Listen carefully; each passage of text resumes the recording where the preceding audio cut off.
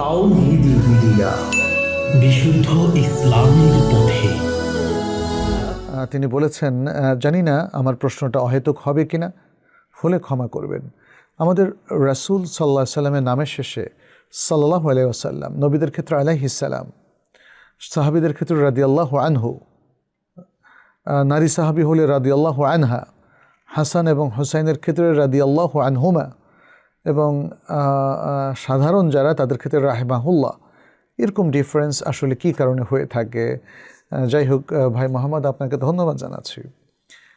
রাসূল সাল্লাল্লাহু আলাইহি সাল্লামের নামের সাথে সাল্লাল্লাহু আলাইহি সাল্লাম অথবা আল্লাহুম্মা সাল্লি ওয়া সাল্লিম আলাইহি, এটা তো দুরূদ। এটা আল্লাহ সুবহানাহু ওয়া তাআলা তিনি এই দুরূদ পড়তে নির্দেশ দিয়েছেন। বলেছেন, ইয়া আইয়ুহাল্লাযীনা আমানু সাল্লু আলাইহি ওয়া সাল্লিমু তাসলিমা। নবী সাল্লাল্লাহু আলাইহি ওয়াসাল্লাম বলেছেন, মান সাল্লা আলাইয়া মারাতান সাল্লাল্লাহু আলাইহি বিহা আশরা। দুরূদ শরীফ পড়ার আরও অনেকগুলো সওয়াব আছে। নবীদের ক্ষেত্রে আলাইহিস সালাম, অর্থাৎ আল্লাহ তাদের উপর শান্তি বর্ষণ করুন, এই দোয়াটা, এটাও শরিয়া সম্মত চমৎকার দোয়া।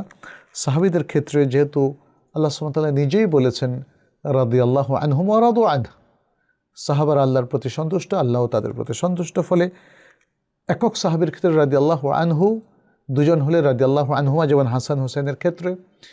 তিন বা ততোধিক হলে রাদিয়াল্লাহু তাআলা আনহুম, মহিলাদের ক্ষেত্রে রাদিয়াল্লাহু তাআলা আনহা একক ক্ষেত্রে, আর অনেক মহিলা হলে রাদিয়াল্লাহু তাআলা আনহুন্না। এগুলো খুবই চমৎকার শরিয়া সম্মত কিছু দোয়া তাদের ক্ষেত্রে মুসলিম উম্মার সর্বসাধারণ ব্যবহার করে থাকে।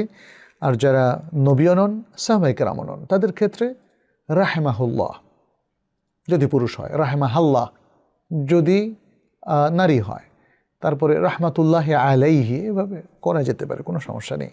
এগুলো শরিয়া সম্মত। ডিফারেন্সটা তো তাদের যে ব্যক্তির ডিফারেন্স হয়েছে সে কারণে, কখনো সর্বনামের ডিফারেন্স হয়েছে সে কারণে, ইত্যাদি।